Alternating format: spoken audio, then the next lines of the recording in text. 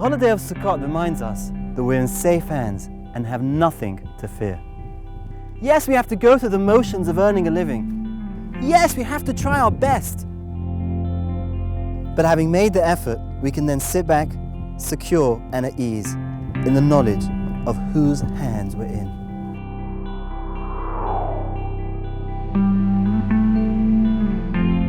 Consider a nation of wayfarers living in total desolation.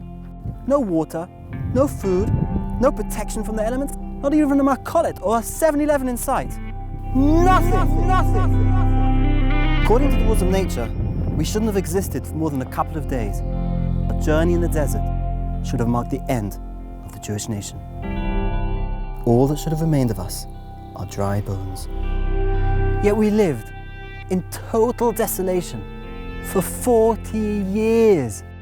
Not just survived, but thrived and multiplied. And not just a couple of people, but millions and millions of people, men, women and children, young and old, protected by the clouds of glory. One on each side of us, killing off snakes and scorpions, and sheltering us from the wind. One above us, making sure the sun didn't harm us and that no rain fell on us.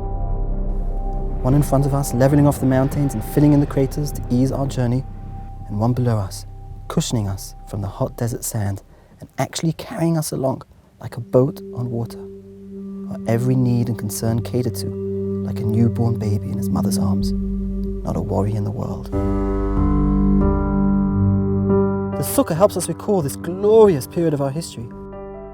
Leave behind your sound and solid house. Cast aside your man-made securities and learn the lesson of the Sukkah. Security, real security, comes from God alone. Here in the desert, God revealed himself as the prime sustainer of all. Sukkot is an auspicious time to strengthen our belief. In fact, according to Kabbalistic sources, the Sukkah is referred to as Tzela de Mehemnuta, the shelter of belief. It is a golden opportunity to grow in our trust of God. A time to take a deep look inside ourselves and question our inner convictions. To ask ourselves, what is the source of our security? Is it our homes, our assets, our bank accounts, or is it the source of life itself? That is why the schach cannot come from material that's man-made. That would destroy everything the Sukkah stands for.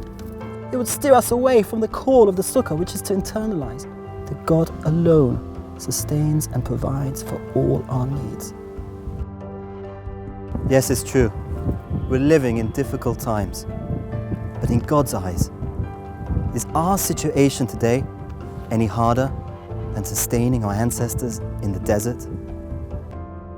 The stars that we see when we look up through the holes in our schach are those same stars our ancestors saw when they looked up to the sky.